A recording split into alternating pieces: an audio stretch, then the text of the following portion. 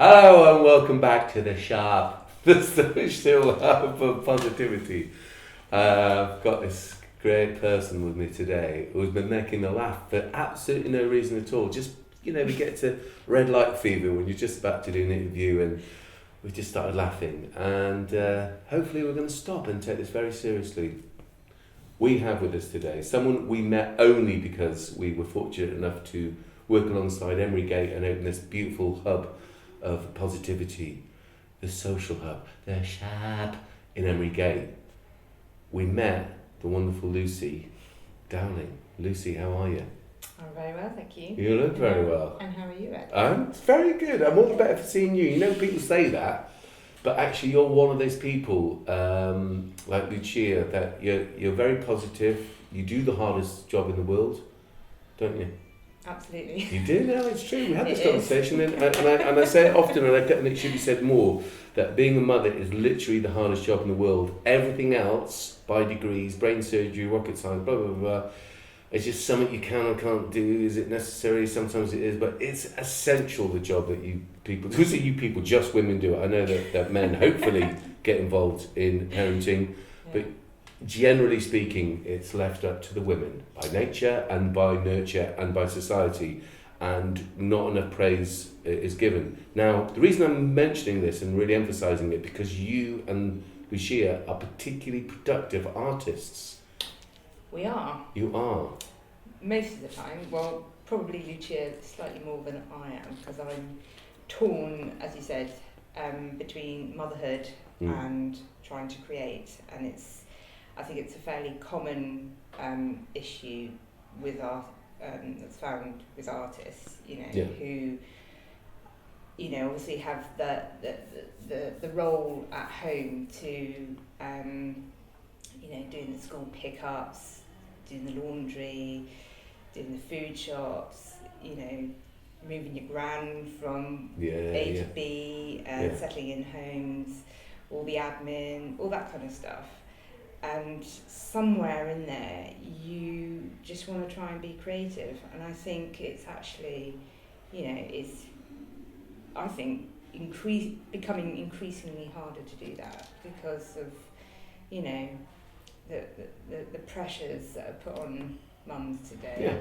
The things, especially during lockdown. I mean, me and Lucia just got started, and then we had lockdown, and it was virtually impossible because I have 3 kids. Yeah. And doing homeschooling, getting the exercise, doing the cooking, doing the cleaning, and tidying up after them. Yeah. Husband at home. So why wasn't we just to put the cat among the pigeons? Why wasn't he doing the cooking and cleaning? Because that's what I do. Yeah, I do cooking and cleaning. I love it. I actually do love it in the shopping. I think it's an old thing. Men, cop yourselves on. Yeah. Young men, if you're listening and watching this, should take responsibility now for their own cooking, their own cleaning. Do it properly, respect, sharing it in amongst the whole family. But that's such a yesterday's philosophy that women do all that. It's ridiculous. Shouldn't happen. Not anymore. Not on this shift. I'm being serious. Yeah. You know that I've got a 2.5-year. Look at me. Why shouldn't? I'm really fortunate. Not only have I got 3 wonderful sons. The youngest one of them is 21. Yeah. My 2.5-year-olds. Therefore, my partner, my wife. I call her all these things. Maya. We made this beautiful T-shirt, and a baby. I do all those things. I've really matured, and anyone that used to be married to me or ever went out with me go, wow, he's changed. Yes, not only was I not wearing this the last time you saw me, I realised I suddenly caught myself on, and I think sometimes it's too late. Because if I hadn't had another child, all Sue would have said was, I had to teach him very, very basic things. He was a musician, and then he started can-do, and he was a little bit preoccupied. Society sets us up not to be such good hands-on parents, as in fathers. Yeah. That's where education should change. It should be more about relationships and interpersonal, humane, almost spiritual, not religious, because we've seen where that's got us. Yeah. But I'm amazed because we have this conversation. The reason why I'm bringing it up is because I know the type of art you produce. Yeah. It's of particularly high quality. Yeah. Now, sorry to interrupt you because you're quite bashful. if people just saw your stuff, which they do, and I'm here often, as you know, and they come and they look at it, and I tell them the story about how you get inspired, and Rebecca, you'll see that the stuff we can cut away to so people can understand what I'm talking about how Lucy gets inspired by nature when she's foraging to do some of the bits that she does. So that in itself is amazing. The stuff you do is fantastic. If people came in here, they wouldn't go, well, you know, I'm looking at that, I'm thinking, yeah, this woman's obviously preoccupied, probably got 3 kids, and probably does do a little bit too much of domestics around the house. But very good try. No such thing. So you're still able to maintain a really high level. I don't know, art is in the, you know, people, we've got so much art in this place, it's beautiful. Yeah. That certain people like the abstract stuff. I mean, look at this wonderful thing. Terry Buchanan. If you see all these other stuff, that is such a cross section of stuff just from one person, let alone all the multitude of artists that we have here. Your stuff's really brilliant. I'll just do a show where I just tell you how brilliant you are. Should we do that? And your kids are brilliant. Thank you. I've even met your dad. I've met your in-laws. Your in-laws are brilliant. I've met your husband. I'm really lucky. I've get to meet great people. I know it's hard to big yourself up, but your stuff is ace. Tell us a bit then about your... This is going to go out Friday, isn't it? We're going to do Friday? Because you're thinking, we should we? We should, because I tell you for why. Because that means Saturday you've got your art show at the... Chippenham Independence Artists. Yeah, lovely, but that's not where it's at, is it? It's at the King Alfred's Hall at St Andrew's Church. In Chippenham, because I know this sounds strange, but people from around the country and around the world do actually watch this. I'm being serious. She doesn't believe me. There are people from other parts of the world that watch this, so it's good to say it's in Chippenham, because I get the same thing. I always think that we're just talking about Chippenham, whatever, you know. But no, we're not. But if you happen to be, you know, watching this from any other part of England at the moment, although we have people from Wales a few weeks back, come and see it, because that's a lovely hall. But the stuff that you guys, not just you, there's the whole... Yeah. Tell us about it. Tell us who'll be there this Saturday. Oh God! Or what will be there? Yeah, I mean there'll be a huge range of art, from oils to watercolours to jewellery to ceramics. I mean, it's an amazing eclectic mixture of, you know, local art, which I think me and Lucia are really keen to promote the local artists in Chippenham, basically. So. Do you ever go on holiday together, you two, with your beautiful kids? You've got great kids. We could do. Well, you could. I'm not organising it, ain't it? I mean, I might be your agent. I might be your agent. I think at some point. No. I'd be really up for going camping, because I do. Obviously, I love foraging. So I don't know. Just life has been put on stop and halt over the last year. So, you know, all these plans that we had sort of a year, 2 years ago, just haven't really materialised. So we're just kind of like hoping at some point where we gradually get back to normality. We can. When you say get back to normality, I mean, I can't believe. Well, I think probably people have had a stark awakening about the nature of their lives. Yeah. You know, in Candy we work with lots of different people. We do homeless projects, and I always remember being quite astounded at how simple it was for certain people, because we did up and down the country, to go from having what we'd all think of as a conventional life to being on the street. And I think one guy was just divorced. Yeah. Meant that, you know, obviously it wasn't a very friendly divorce. He lost his job, he lost his house, he lost everything. Yeah. And there was no reprieve for him. He was just on the street, devastated. Mental health went down the pan. And that's in one of those situations. There has got to be thousands and thousands of people that started in one profession and looked at it. When the pandemic came, it basically just gave you a list of, you know, we're key workers. And I'm not trying to be boastful, because where's the boast in this? We basically worked through the pandemic, particularly in the early stages. Mel and Andy, who work with us, who used to work with us, I should say, who have gone on to better things, no doubt. But they were working with young people at a time when nobody really knew the essence of this pandemic. And then I was going in and taking these young people out, and it was quite an unknown universe because A, there was no people around, and B, we didn't know just how contagious or how dangerous this thing was. Yeah. So for us to continue to do it, you kind of going, and then you look around and think, the majority of people, I know there was loads of professions that were like ourselves, but the majority of people were at home going kind of stir crazy. Yeah. What were you and your husband doing besides raising your fantastic kids? Was he able to still work doing his thing? Yes. So from the very start, he's got an office. He was one of the lucky ones to have an office at home. Right. So he'd sort of lock himself in the office. Yeah. And I just do the schooling in the morning. Yeah. And we were just governed by routine, really, which I think when I've spoken to other parents is the key, really, sort of routine and structure. Yeah. Especially with little ones. Yes. You know, and then they know what's coming. Yeah. They know what the drill is. That kind of helped us a lot in lockdown.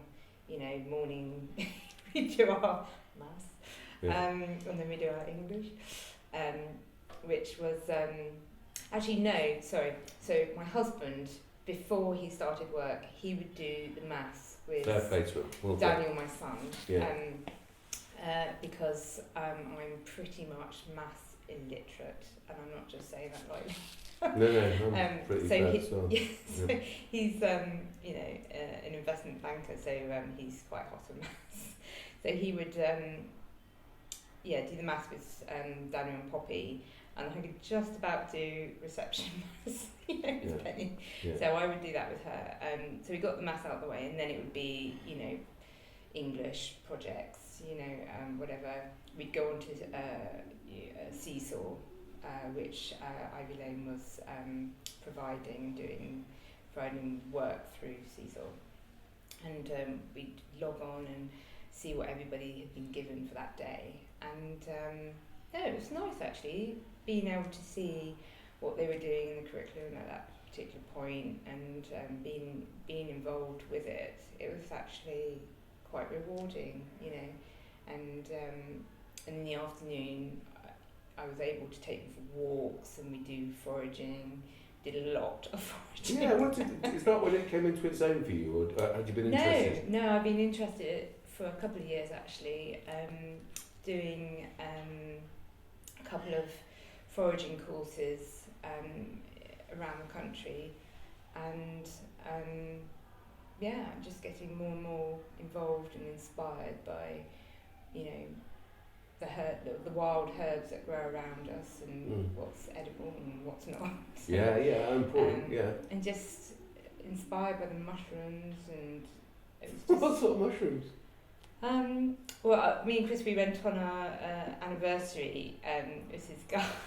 I mean, I know what you're saying. No, I'm not saying anything. I'm just saying. No, I like mushrooms. I like them. No. I did see. I had them for breakfast today. Yeah. Man, I did. I do like mushrooms. All right, look. Have you tried the penny buns? Yeah.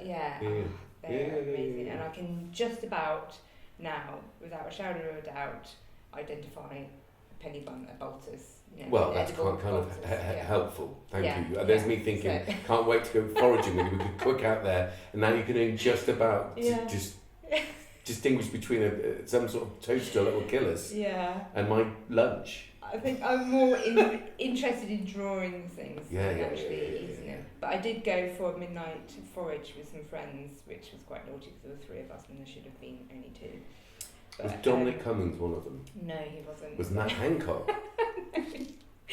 So it was like us in the middle of the woods, in the dark, on the outskirts of Chippenham, looking for elf caps, mid-January. Wow. And we found some, and so my teaching in these courses had actually paid off. So we found some.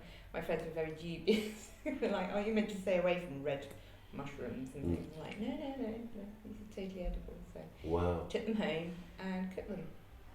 So it was really What's good. your favourite thing to forage besides the mushrooms then? Maya does a load of, and Donna do I mean, I know lots of people do the wild garlic. There's a lot of it around this area, isn't there? Yeah, we made wild garlic pesto Pesto. with walnuts and things, which Walnuts, that's interesting. I did a lot of really simple stuff with the kids, like nettle soup. We'd go around collecting the tops of nettles. Yeah.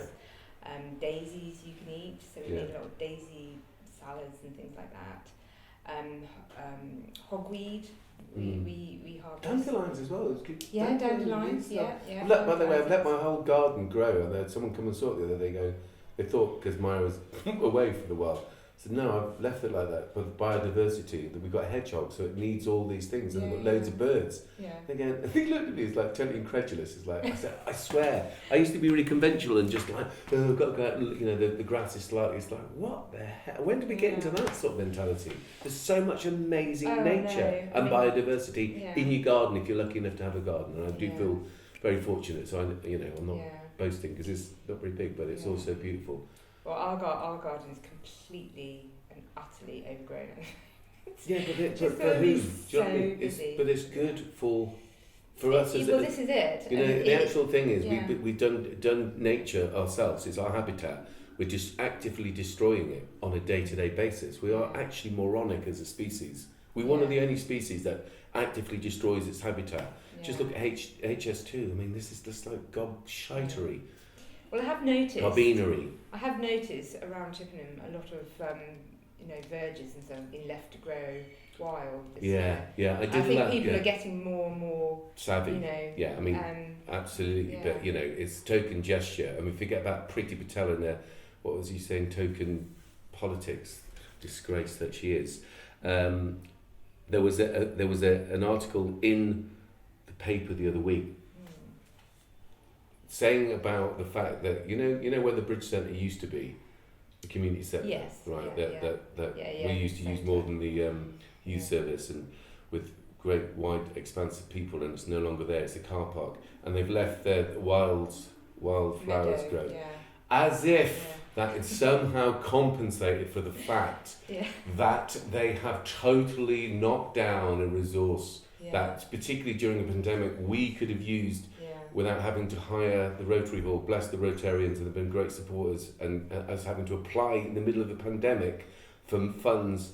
It's like it's so retrograde, some of the ideas and some of the. We need to really have a revamp of our local council and our councillors, because some of them haven't literally got a clue. And no offence, I'm just being really plain talking. I feel I can, because we work in the society, we work in the hardest areas of society.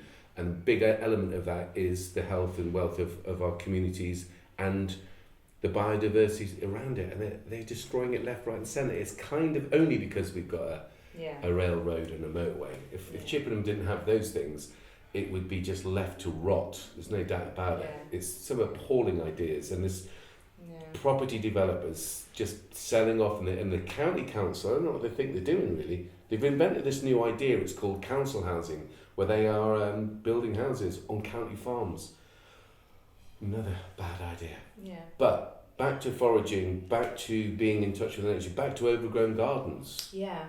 What are you saying? What's going on? Yeah. But it's okay, isn't it? It is. I mean, I think as a mum, sometimes you just got to let things go and just say the garden actually has been quite a good thing to let go this year because. And who's it for?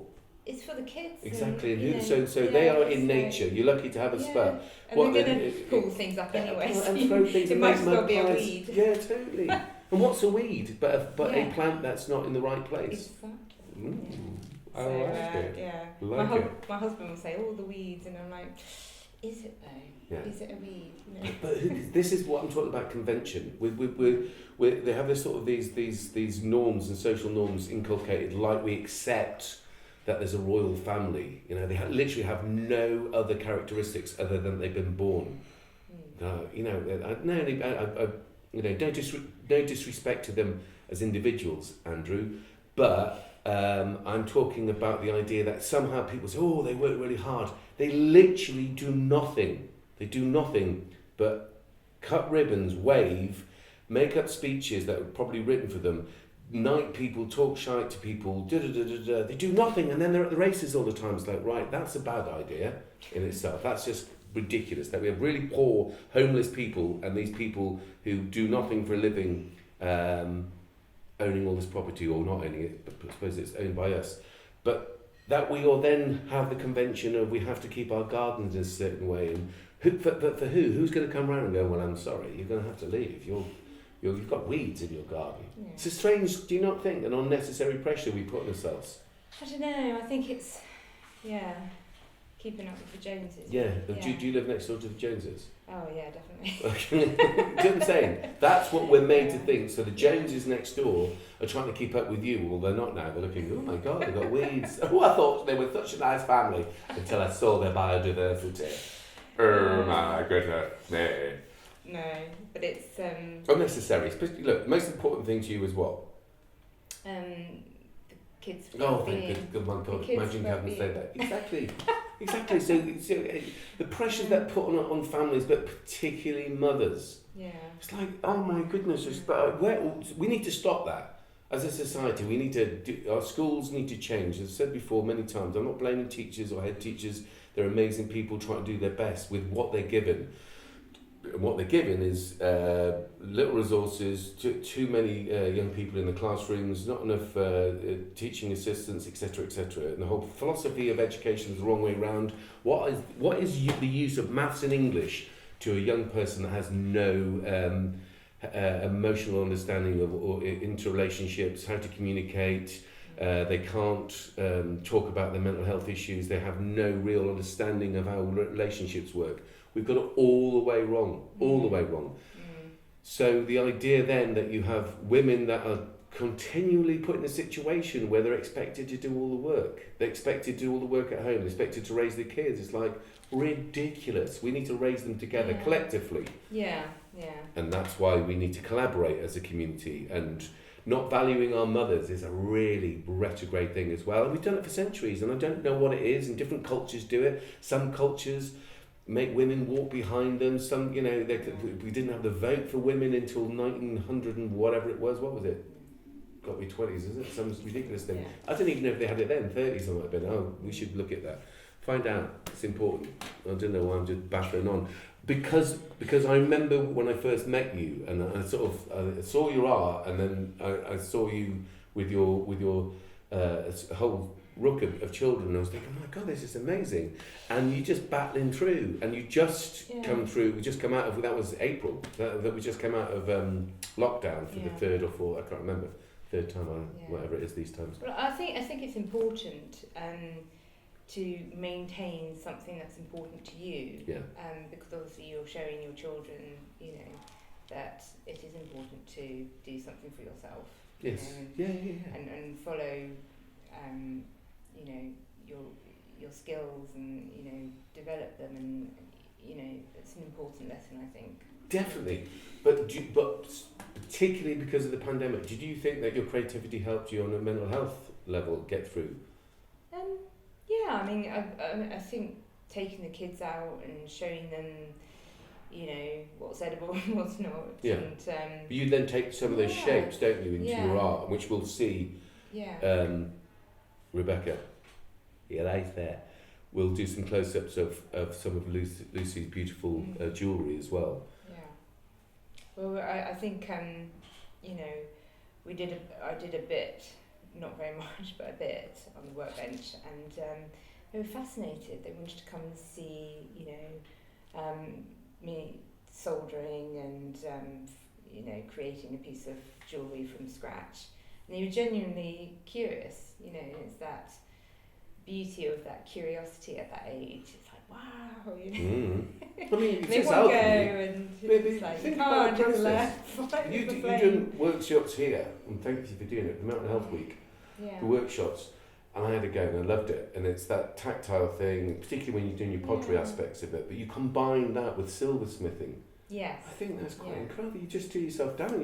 How you don't think what you do is amazing, it beggars belief.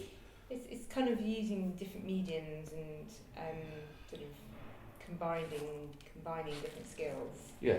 But some people would just stick to one. Why is it that you ended up doing a couple? I don't know. I think when I left school, I struggled to decide what medium to go into. I was very fortunate being an army brat. I'm an RAF kid. I think we'd have said you weren't fortunate, but carry on. I think I was fortunate in the sense that I was able to go to this private school that offered a huge range of art mediums. So we did You're saying because the army paid for it? Yeah.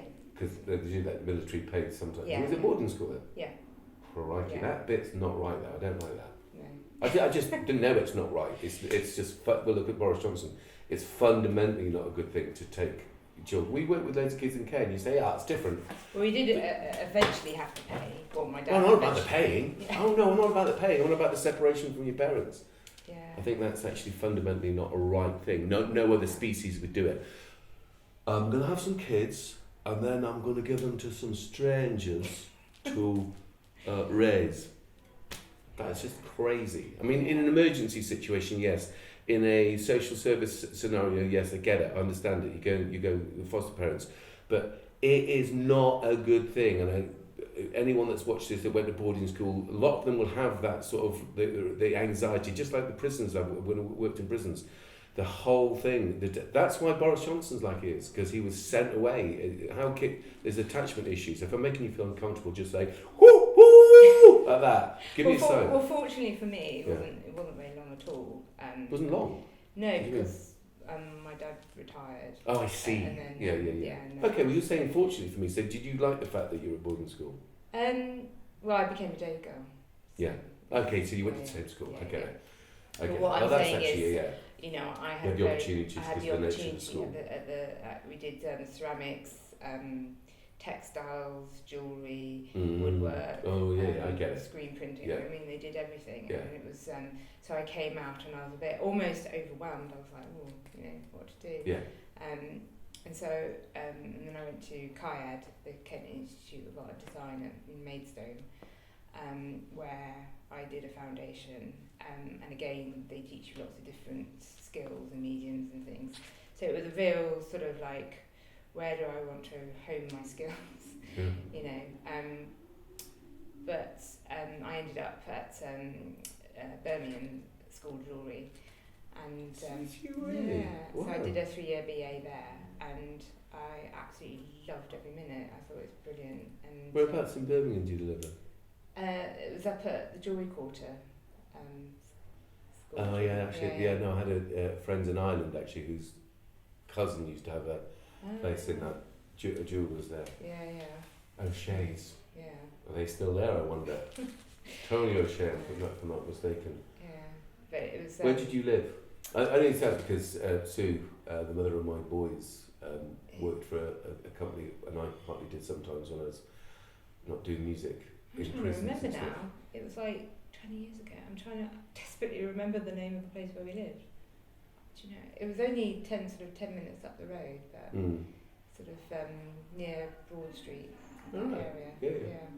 Yeah, she It'd was be in those interesting to go back and see yeah, what it bet. was, Oh how yeah, it's you all wouldn't recognise developed it. and things. I haven't been to Birmingham for years, but my Yeah. goodness, even the Bullring, that whole area is Yeah, just but that literally was opened just as I left uni. right. So the whole. I remember the old Bullring. Yeah. I remember the old Bullring. So I've that never done that had been torn down Yeah. when I was there. Yeah. So literally for the 3 years I was there, it was a quarry. I remember going to visit Sue once, and this is nothing particularly about Birmingham, but Digbeth, isn't it? The bus station was at Digbeth. Yeah. And I got out and I was walking up the street, and there was loads of these lads going, not in a very good mood.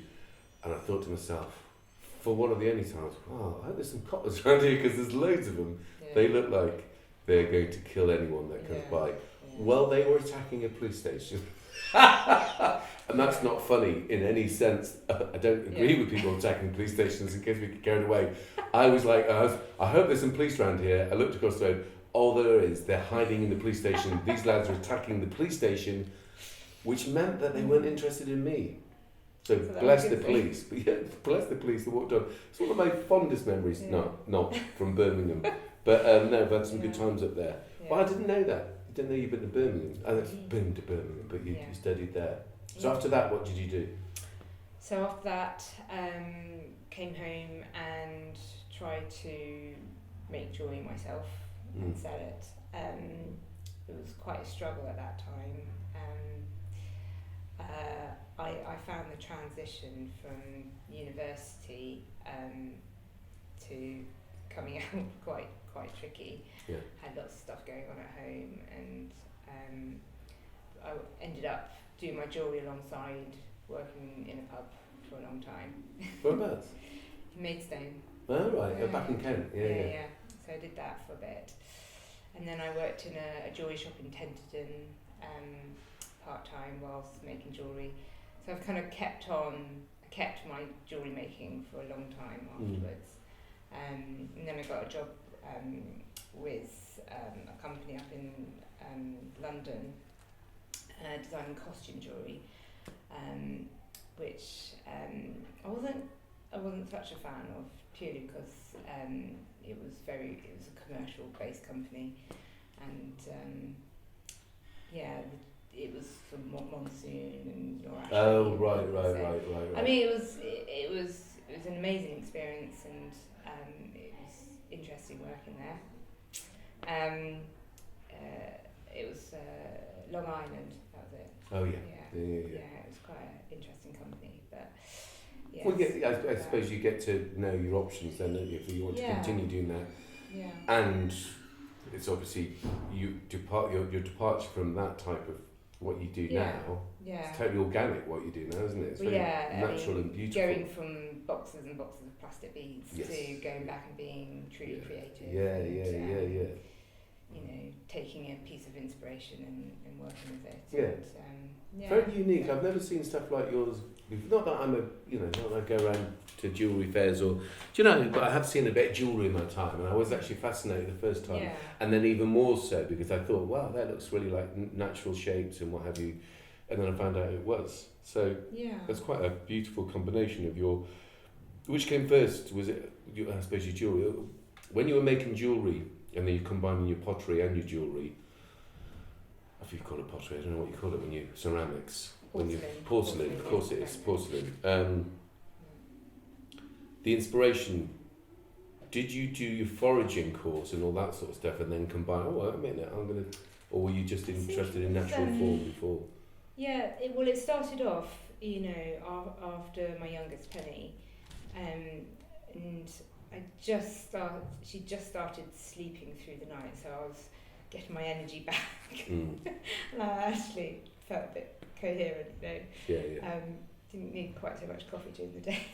And I thought, no, I want to do something for me,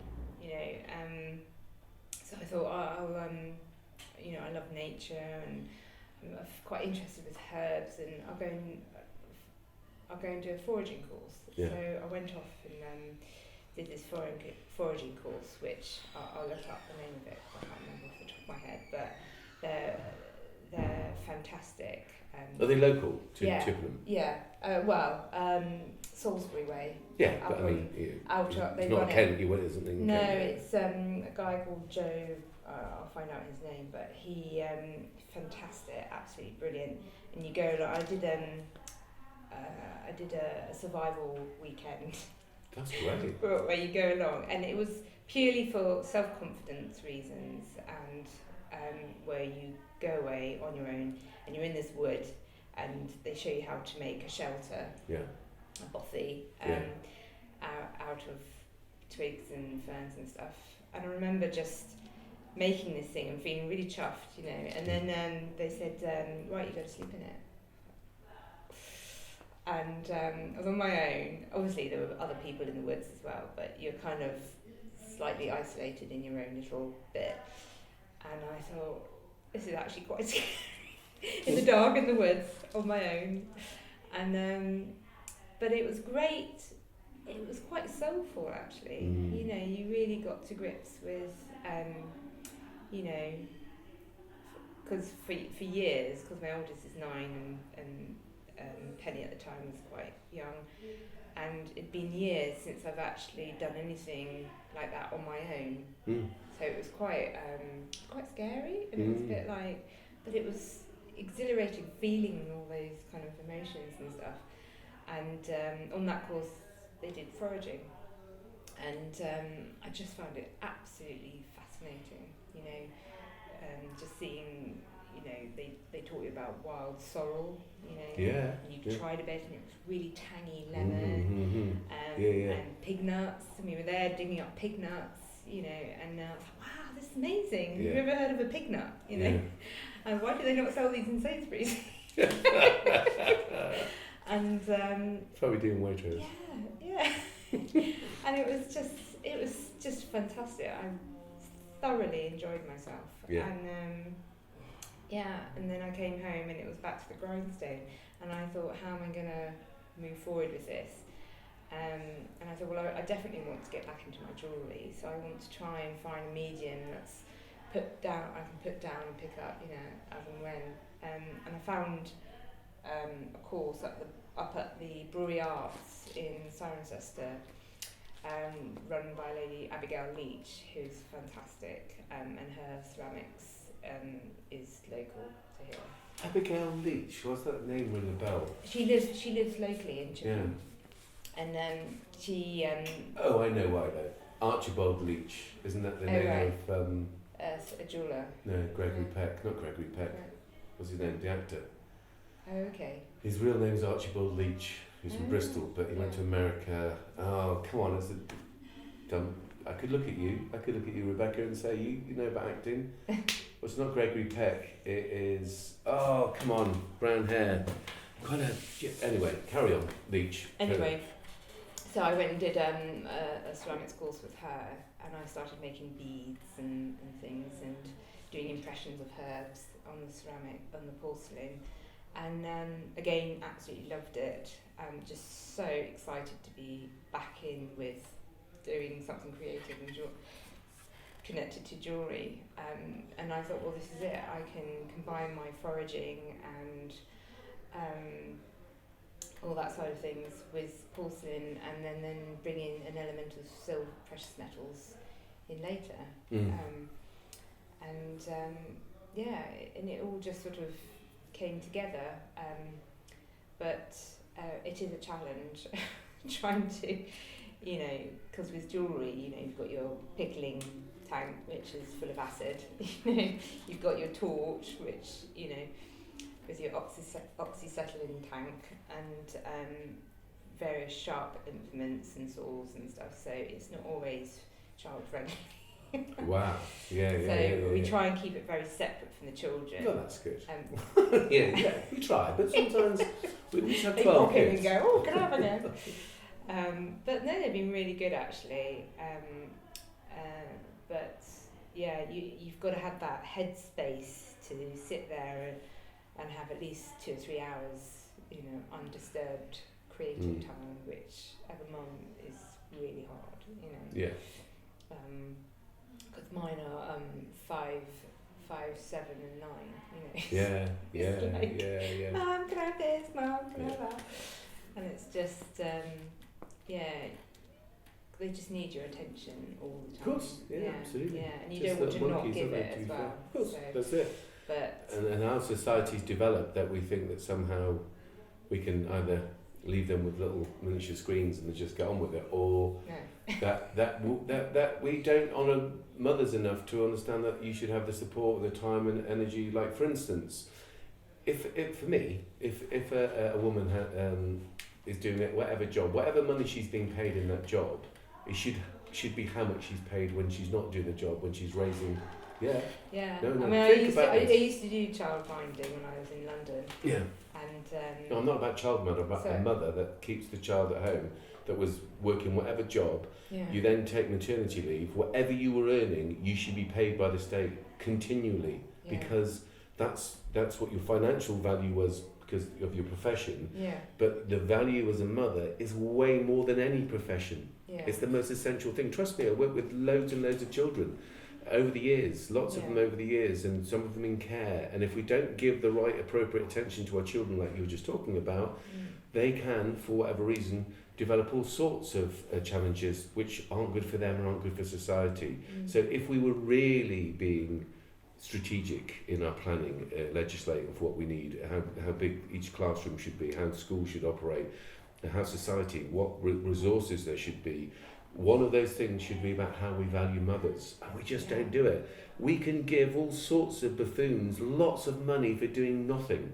And I'm not just talking about Boris Johnson, I'm talking about, all sorts of people that do absolutely unnecessary things, anything to do with the economy. It's an illusion. We don't need the economy. We need food, water, shelter, whatever. We don't need, people on the Serengeti don't go, oh, I wonder is there a place I can invest in some stocks here, or I can get an ATM. They don't. So what's essential to us, we've lost sight in that, and we've been deluded by organised religion, and look what that's done for us, and all the money and the resources that go into buildings and palaces for popes to live in. It's beggars belief, really. Beggars belief, and I don't want to tell you what they do to all the boys. Anyway, that's quite interesting, because you've fought in a way through all that. You've maintained your independence as an artist, and you have 3 children. I mean, what's the secret to your success is the next question. Having a very understanding husband. Yeah. And supportive friends, and great kids, really, and a good upbringing, I think. Yeah. I think I was very fortunate to have a good upbringing. Right, and then so therefore you want to pass that on. Yeah. And it's a slightly different influence, because obviously the father, in your case, your husband, obviously has a different upbringing, although you both were in the army, which is interesting. But what I'm saying is that it's a combination of your influences, etc. And I've met your dad; he's a wonderful guy, so I get it. It's like, right, really caring and loving, and nurturing, parenting, which is what we want all our parents to be.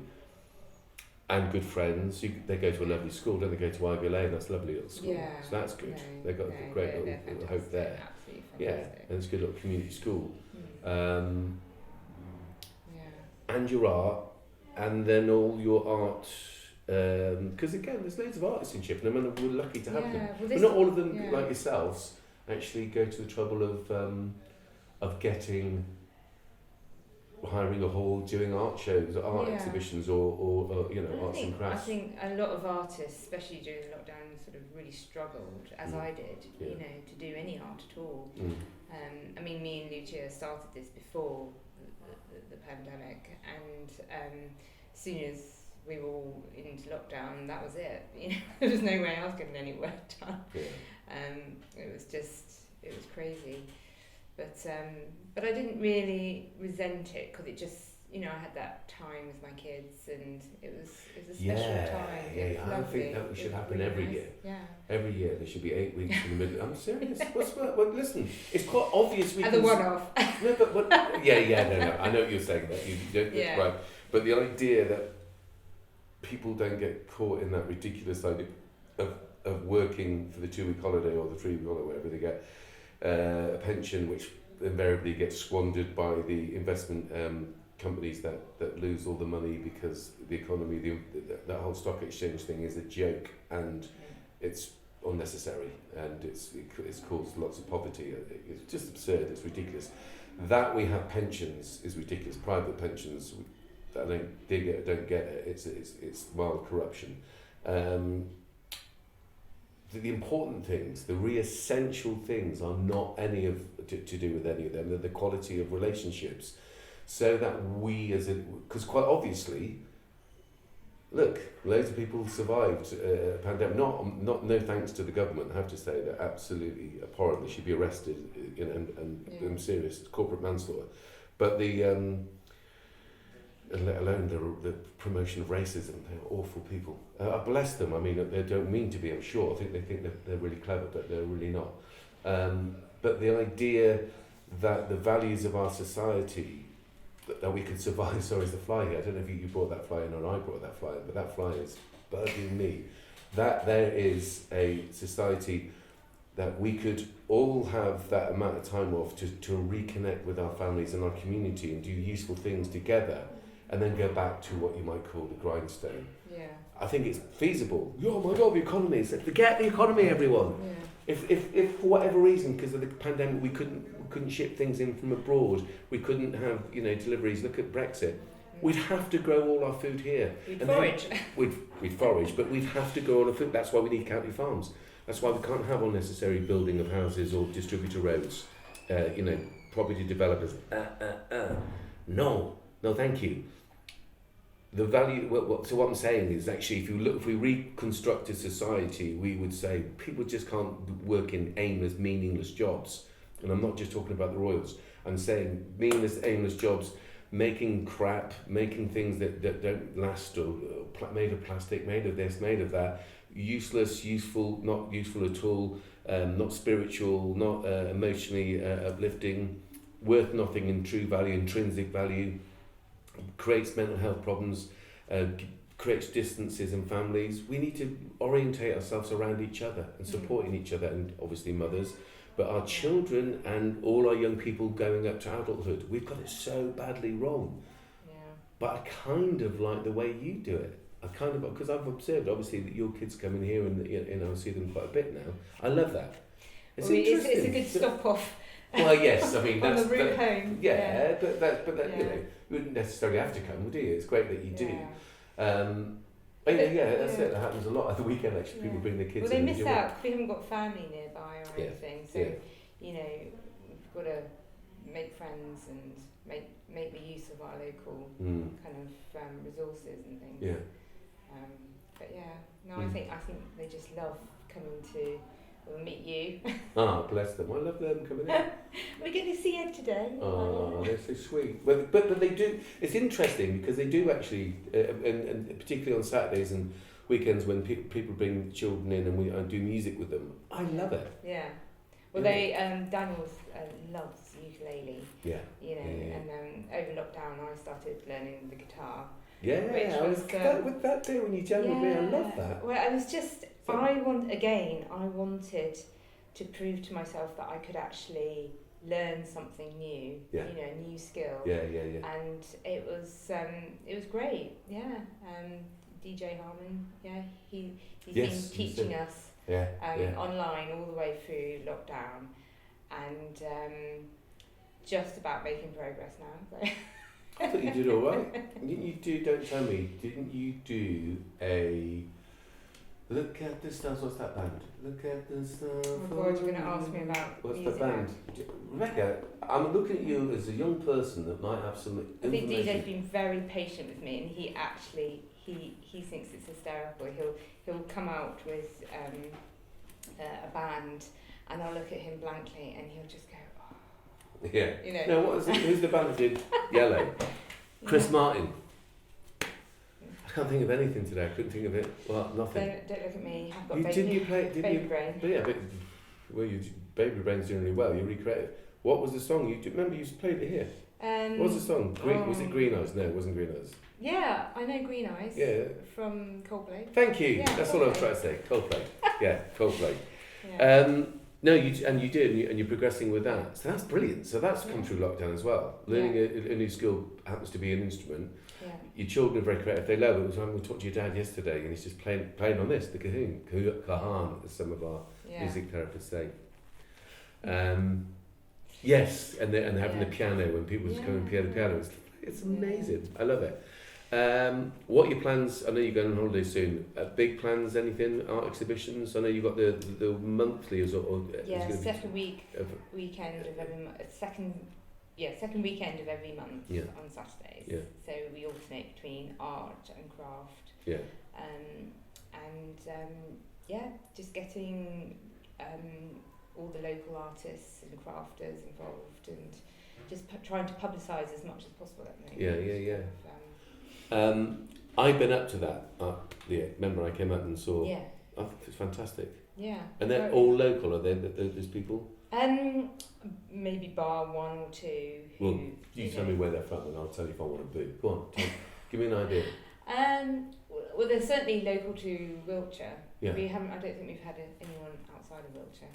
Lucia will tell me off for telling you that, but we will definitely try and keep them as local as possible. Listen, here's the thing: like the breakout art exhibition. I think the furthest person away was Bristol. But you see the colour of that amazing art. You think, We are blessed in and around here. Yeah. That's why we shouldn't leave it to property developers to destroy our biodiversity first and foremost, but all our.